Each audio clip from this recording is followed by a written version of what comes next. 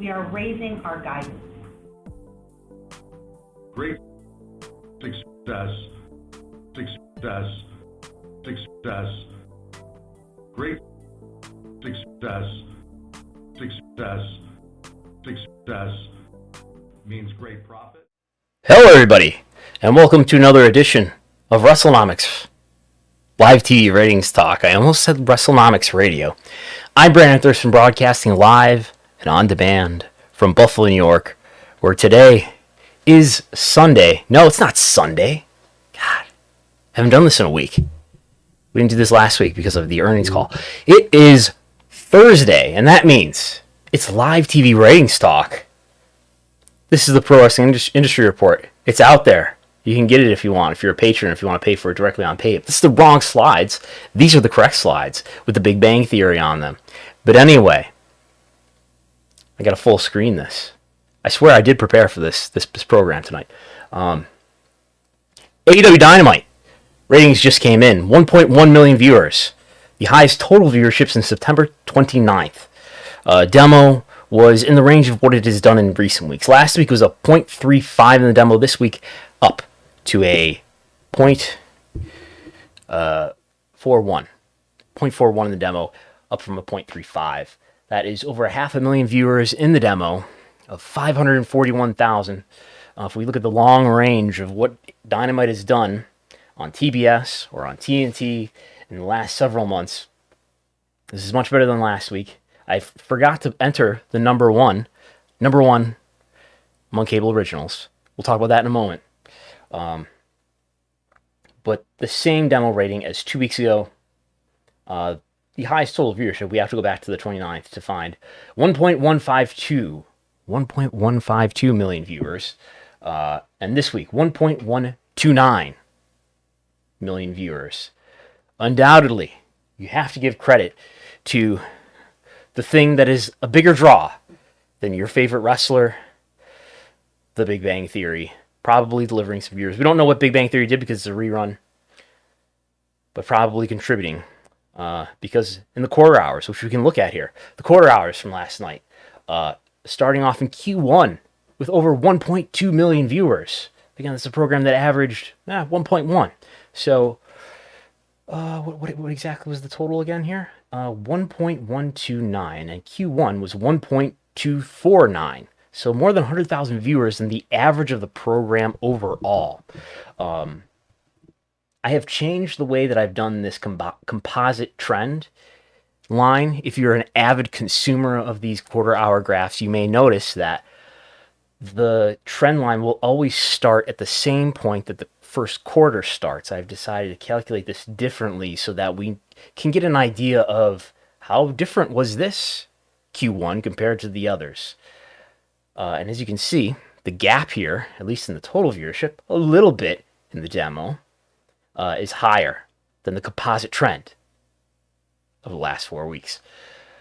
What else is happening in these quarters? I don't know. Let's look at it.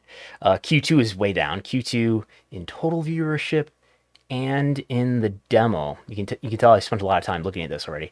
Q2 in total viewership and in the demo was the second least viewed quarter. That quarter included a commercial break, the backstage promo interaction between Andrade, Darby Allin with Sting there, and the Wardlow versus the Blade match with a picture-in-picture break going through it. Came back up for the Inner Circle drama with the live promo there. Main event does grow, right? Main event grows, and we have a table that will show us that the main event did grow in the demo by 9%, 5% in total viewership. I don't recommend taking a ton away from quarter hours. What we can see, what I think is interesting to point out though is, and this is pretty normal, is that male viewership is more steady than female viewership, at least within the demo. I don't have M2+. I don't have F2+. I have M18 to 49 and F18 to 49. But what we usually see, as indicated by this dashed line here, is usually female viewership tunes out as the program goes on, for the most part. There's some ups, and actually in the middle of the show it did grow, but then it goes back down. Some of this, I think, is driven by the fact that The Big Bang Theory is probably a more even split among men and women in terms of The Big Bang Theory's viewership. And then when Dynamite comes on, more men hang around, fewer women hang around. Plenty of viewers tune in as well. But I think that's what's happening there. Big Bang Theory, we don't know what it did last night. I don't even know what it did the week before that. I heard it did lower than usual. But we do know Big Bang Theory on January 26th, 2 weeks ago, delivered a .40 in the demo. A week where Dynamite delivered a .41. 1.6 million viewers. Dynamite has never done 1.6 million viewers for a whole program. There might be some minutes there that are in that range, but never for a full program. The week before that, 1.35 million viewers, a .32 in the download. This is the 7:30 airing that we're looking at. So we're looking at, I know there's blocks and blocks of Big Bang Theory on TBS that air. We are looking at a listing, as you can see, in the start column. We are looking at only the Wednesday night 7:30 airings of The Big Bang Theory. Still have never watched an episode of The Big Bang Theory. Other thing that stands out to me here is right here. I'll use my mouse to point out what I'm talking about. The gray numbers are the median age viewer for AEW Dynamite. And if you look at this one right here, you can see it just behind the orange Rampage number of what is probably 46. Can't totally read it, but you can see it's 46. And then a consistent climb in the median age. That is the first TBS episode right here. And then all the TV episodes following, a little bit higher, and a little bit higher, and a little bit older in median age for AEW Dynamite. I don't have a narrative to explain that. That maybe younger viewers, because of the network move, decided to tune in more often. I don't know. I imagine, I haven't looked at this, but I imagine that the 18 to 34 has gotten smaller over this time. I don't know if we can easily look at that. I've got that not included in this. I wonder if, I guess we can try to look at this in the big spreadsheet. I better change our view here though and make this a lot bigger so that you can actually see it. Fold this up. And what I'm asking here is, what's been the movement? And let's look at the rating, because that'll probably give us a clearer idea. I guess I better filter. You can get access to the Wrestlenomics viewership spreadsheet, which I'm trying to navigate right now, at Patreon. Patreon.com/Wrestlenomics.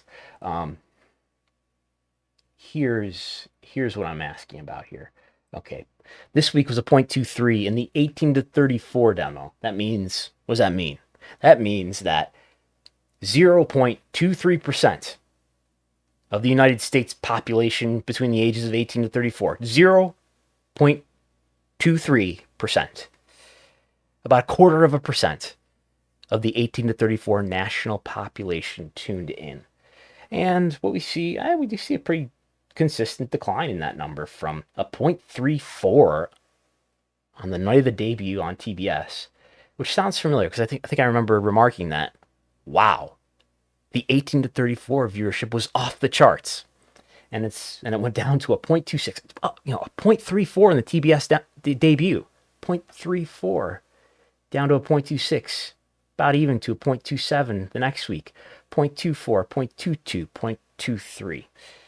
So not perfectly consistent as the median age seems to be, right? Because here's the median ages: 46.1, 46.5, 47.3, 47.8, 48.9, 49.2.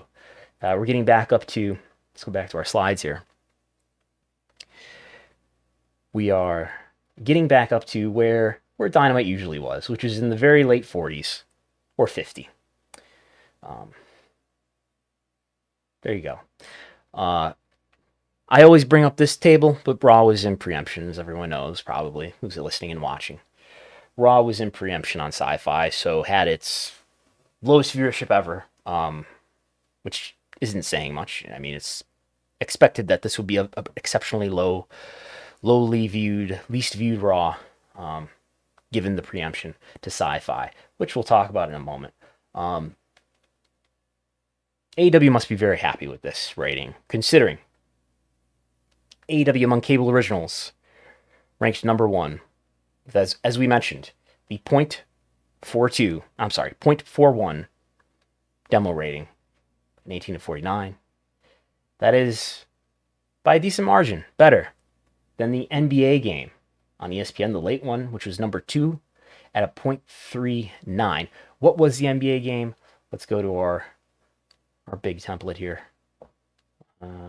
If I look this up, it was the Warriors and the Jazz in the late game. That was number 2. And then the early game was the Bulls and the Hornets. So that's who the teams were. So Dynamite beat the Warriors and the Jazz.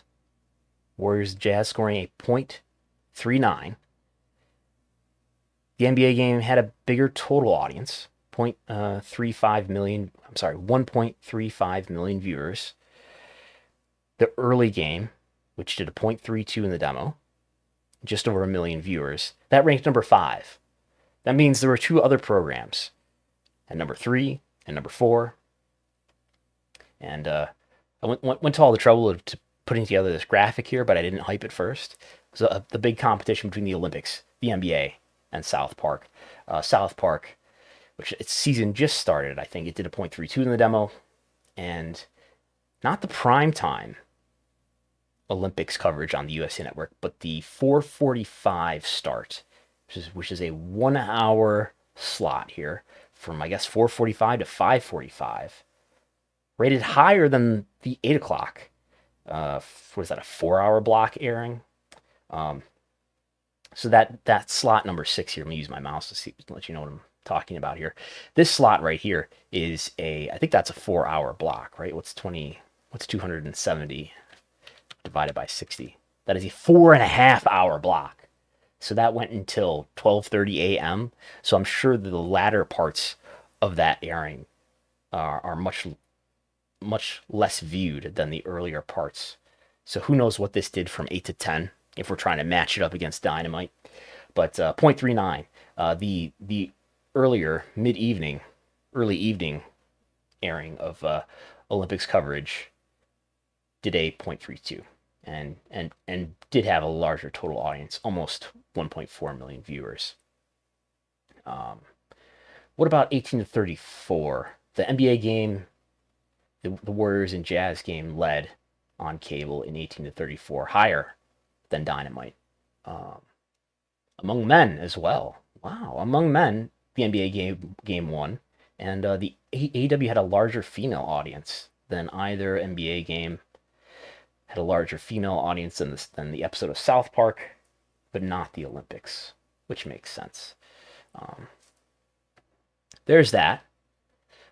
Here's a look at how Dynamite is matching up year over year, and being on TBS and in part having some help in those, at least in those first 15 minutes, maybe first 30 minutes, a lot of a boost from the Big Bang Theory. But all of these data points in 2022 so far, in total viewership, are higher than any of the data points for 2020 or 2021. Granted, at this point in the year-over-year comparison, we are looking at an AEW Dynamite in 2020 and in 2021 that was going head-to-head with NXT.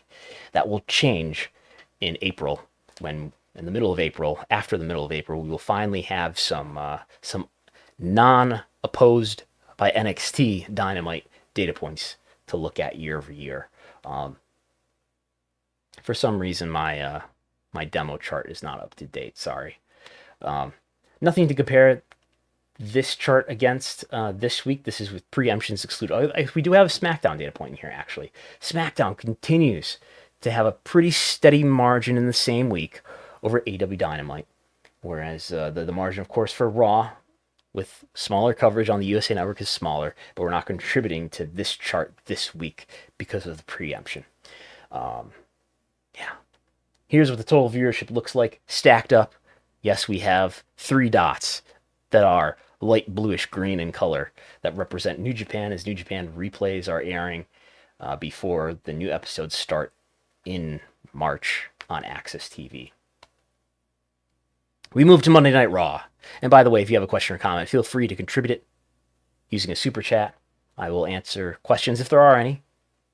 I will read comments if there are any at the end through the super chat. Raw, the Monday Night Wars.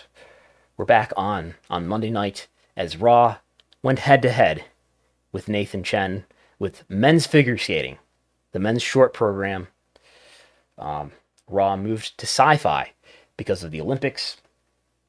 Did about 1.4 million viewers, 1.388 million viewers, a 0.36 in the demo. So technically, yes, Dynamite beat Raw in the same week, but it's an exceptional situation that I would not consider a genuine case of Dynamite beating Raw. In total viewership, of course, even with the preemption, Dynamite well ahead. I'm sorry, Raw well ahead of Dynamite. Dynamite did just 1.1 million.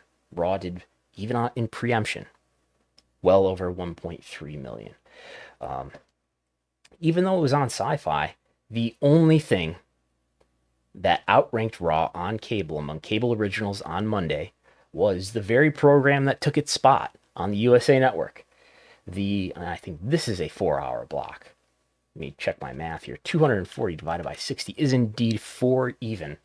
The 4-hour block of Olympics coverage, which was mostly men's figure skating. There's some hockey in there and something of whatever was on from 8 o'clock to 8:15. But this is mostly men's figure skating, the short program, which averaged a 0.40 in the demo. So beating out Raw, which in all 3 hours did a 0.36. And actually, I have quarters for Raw. It's very rare, very rare. Don't expect it regularly. But I do have quarters for Raw that I can pull up here. I'll pull it out of the Patreon. But yeah, this is this episode of Raw had in the 8 o'clock hour, no ads. I know some people are criticizing the fact that, well, there were WWE ads throughout, but there were no traditional ad breaks in the 8 o'clock hour. So I have to think that helped this rating a lot, the 8 o'clock row here. So we'll see that in the first quarter of we'll paste this right in here. Well, let's just duplicate. Okay, I should have thought to put this in here, but here's the quarter hour chart, and what we see here is a pretty low total viewership to start in Q1. The first 15 minutes of Raw, 1.194 million viewers. Apparently, it took people some time to realize that Raw wasn't on, or that Raw was on a different network than it normally is. Maybe they had to Google it or look it up in their program guide, but they figured it out. By Q2, we were back up to 1.374 million viewers, the demo growing also. And by Q3, it looks to have basically normalized to well over 1.4 million viewers, the demo getting up to 500,000. The demo slightly drains, only slightly. Quite a bit of tune out here in the last 2 quarters of the show, with 1.268 and 1.287 for these last 2 quarters that contained the Seth Rollins versus Matt Riddle match, which degenerated into a Kevin Owens and Seth Rollins tag match against Randy Orton and Riddle. So there's that. Again, I don't recommend taking too much away from these quarters, but you can see how the first hour has probably benefited. The peak quarter is actually the very beginning of the 9 o'clock hour at 1.514 million viewers, but pretty steady in the demo here, just under 500,000 with 498.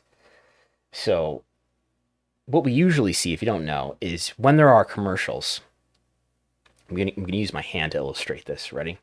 What we see in the minute by minute data, to the extent that I've seen minute by minute data, you'll see when commercials are on, Oh, I got to do this backwards to me. You'll see a dip when the commercial is on, and then when the commercial is over, the audience recovers a little bit. So what you're doing by doing no ads is sort of straightening that curve out and avoiding those losses that you would get during a commercial break. So that undoubtedly helps Hour One maintain viewers and have a higher average, therefore, than it would have had otherwise. This was the first time that Raw was preempted since 2008. It is 2022. That means it has been not quite 14 years, but well over 13 years since Raw was preempted. We all have nostalgic feelings, I'm sure, about the Westminster Dog Show and its preemption of WWE during the vaunted Attitude Era. I don't know who has the rights to the Westminster Dog Show these days, but yeah, this was on August 25th, 2008. Raw was preempted for US Open tennis. Raw was moved from USA Network to the Syfy channel, where it aired live. It was viewed by 4 million viewers. It was viewed by 2 million viewers in the demo. So about half of their viewership in the demo, whereas now it's about maybe a little over a third. And the median age. Oh, by the way, that 18 to 49 number, I do have the appropriate universe estimate to make this conversion. The 18 to 49 demo number was a 1.54. Again, what's a rating? What's a rating mean? That means this is a national rating. Same kinds of ratings that we talk about when it comes to the 18 to 49 demo. That means 1.5% of the national 18 to 49 population was watching Raw. Median age. By the way, what's the median age of Raw these days?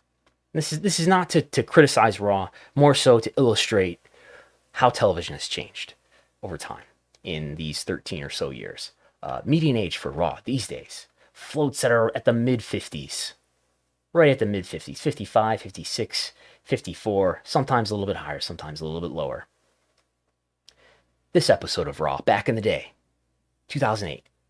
Median age of 35, 20 years younger than what it is today. Again, this says more about television than it does about Raw, I think. But Raw, this is Raw year over year with the preemption included. Raw, if we ignore this latest data point, which is obviously substantially lower than the others, Raw is doing under, in terms of total viewership, what it's been doing in last year and the year before that in the same weeks. Likewise, for the demo, 18 to 49. That's Raw. We move on to the splattered, paint-colored NXT 2.0. NXT on Syfy was viewed by 400,000 viewers. Of course, preempted, like Raw, off of USA Network onto Syfy because of the Olympics. 400,000 viewers is, unsurprisingly, NXT's lowest viewership ever since it's been moved to cable. It did a 0.07 in the demo. Also the lowest it's ever done. This is NXT was hurt much worse than Raw was by being preempted. You can apply a lot of different narratives about maybe there's just more urgency to watch Raw. People went further out of their way to watch Raw. Maybe people didn't make as much of an effort to watch NXT. But compared to the prior 4 weeks, that's what's in this parentheses here. The median of the prior 4 weeks, Raw was down in total viewership by 18%.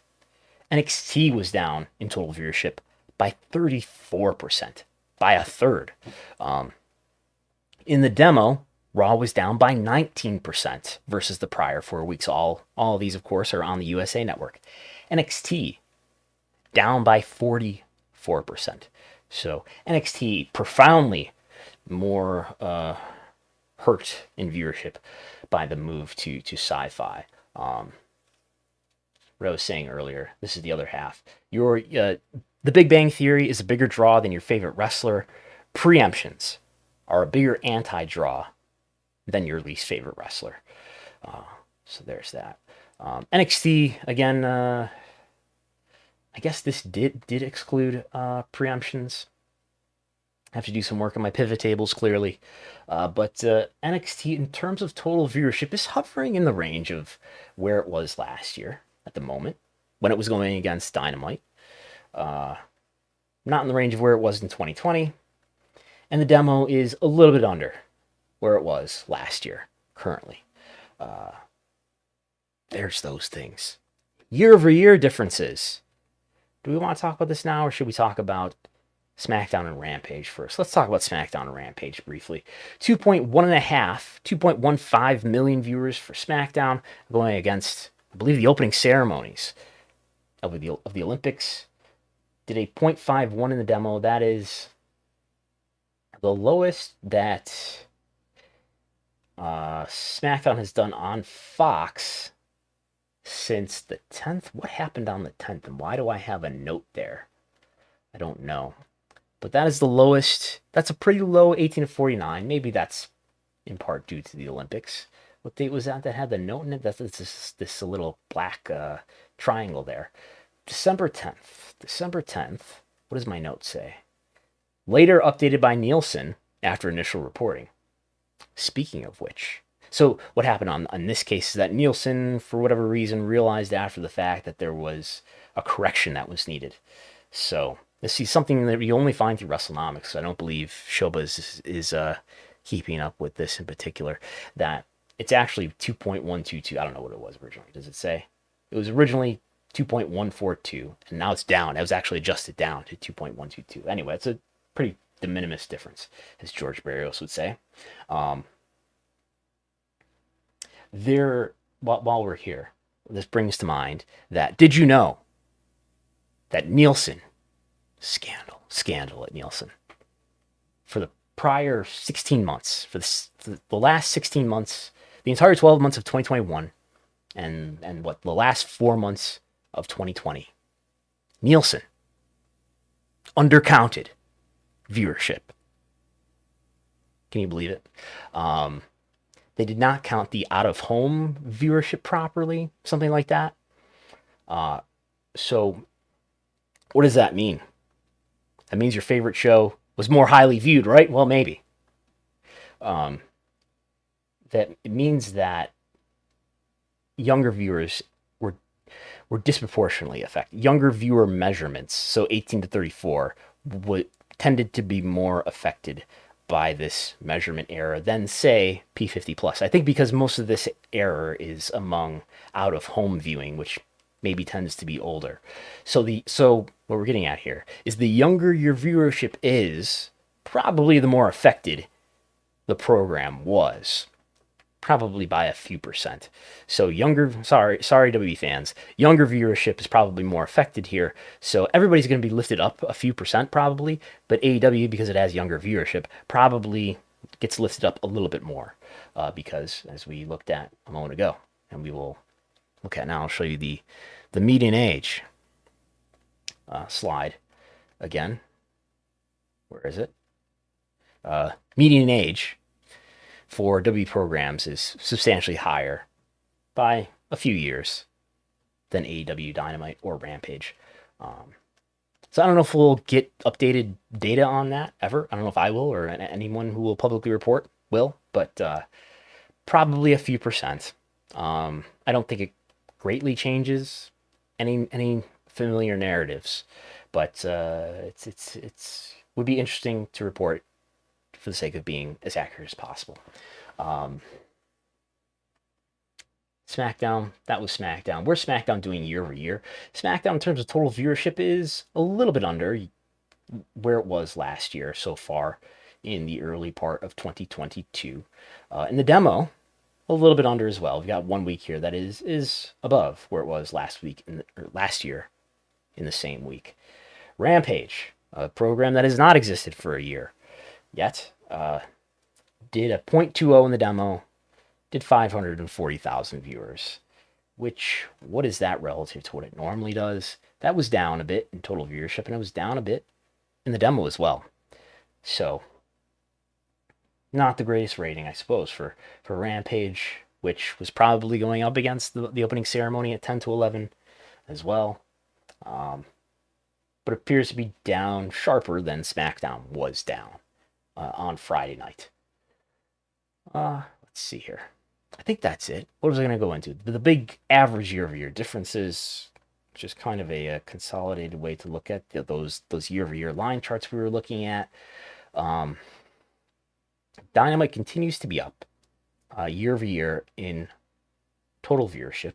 That's what we're looking at here, indicated here. Total viewership is up so far in February. We've got 2 episodes in February now, right? Yeah, yep. The 9th and the 2nd. And Dynamite is up 32%, which is on par with where it was in January.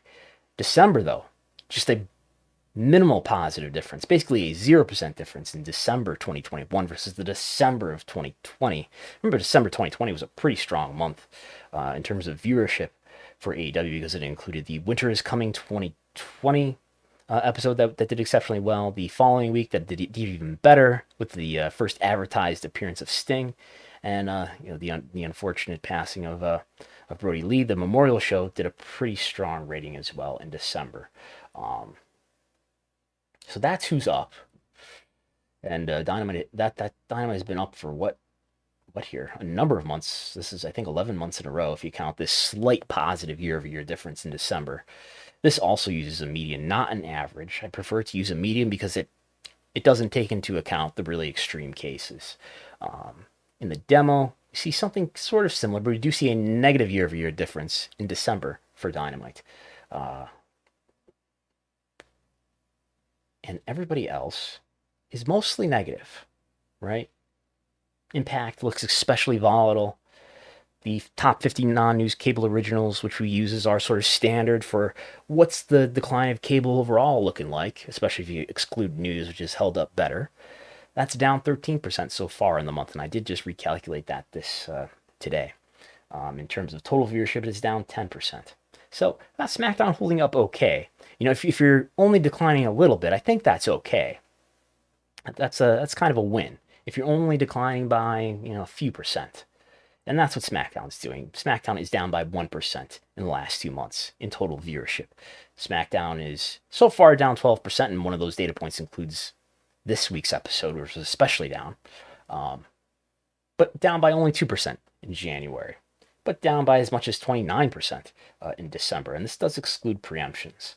So, as you can see here, we've got a blank cell for Raw because we have no non-preemption for Raw yet. But Impact cratering by 50% in February so far, although total viewership has been doing better lately with the Ring of Honor angle happening on Impact. So, I've been talking for 33 minutes. I think that's really all I had to dwell on this week. We do have a super chat. Sports 103 asks, do you think this week's rating will help men's figure skating get a good media rights deal in their next renewal? I know I've been hearing that the Winter Olympics ratings, which I have not gone back through the years and studied what the Winter Olympics did last time, but I've been hearing that the Winter Olympics ratings in general have not been very good. So I don't know though. The Olympics being the Olympics, I'm sure the Olympic Committee will still get a lot of money from NBC or whoever buys the Olympics TV rights. Maybe Peacock. They're putting everything on Peacock. I've been watching some of it through Peacock. That may be eating into their, they may be self-cannibalizing a bit there, because everything is available on Peacock. There aren't just like special select Peacock broadcasts. Everything that's on NBC and everything that's on USA Network. I don't know if they're airing Olympics games on other networks, but USA and NBC are, all the Olympic stuff is right there on Peacock, if you are a Peacock subscriber. So I don't know.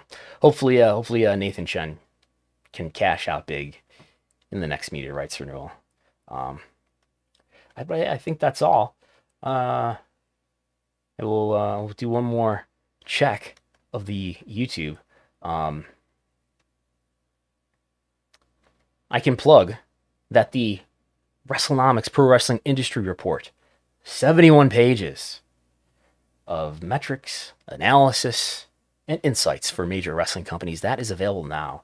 You can get access to it by becoming a patron at patreon.com/Wrestlenomics. All the subscribers there, you get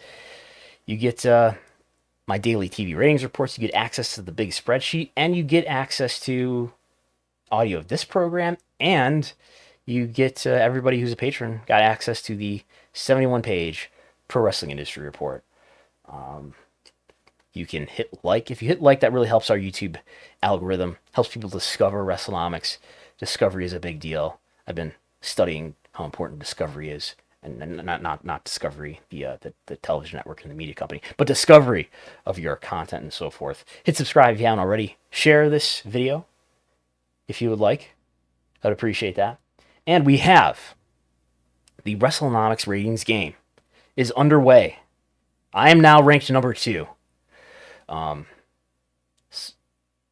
BPC is that's Big Phil Combo, right? That's Phil Chertock's latest display name.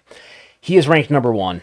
He's our technical consultant and the lord of the Post Wrestling Discord. You can go to the Post Wrestling Discord, go into the Wrestlenomics channel, and at any time you can put in your rating prediction for the AW Dynamite rating, and see if you can rank as highly as the likes of me and Phil Chertock and Neil Flanagan and Funk Soul Jamie and Maddie B and Joycey and people of that nature. This program airs every Thursday live on YouTube. We have an ad revenue share deal. I will be transparent about that. There are no media rights yet for live TV ratings talk, though I am open to having those conversations. 5:30 p.m. Eastern every Thursday. Wrestlenomics Radio will be back Sunday, 11 a.m. Eastern, live here on YouTube, and then a little bit later, same day, in your podcast app, both on the Wrestlenomics Radio dedicated feed and in the big Post Wrestling Network podcast feed. There's merch at store.postwrestling.com. Thanks everybody for listening and tuning in. I'll talk to you next time.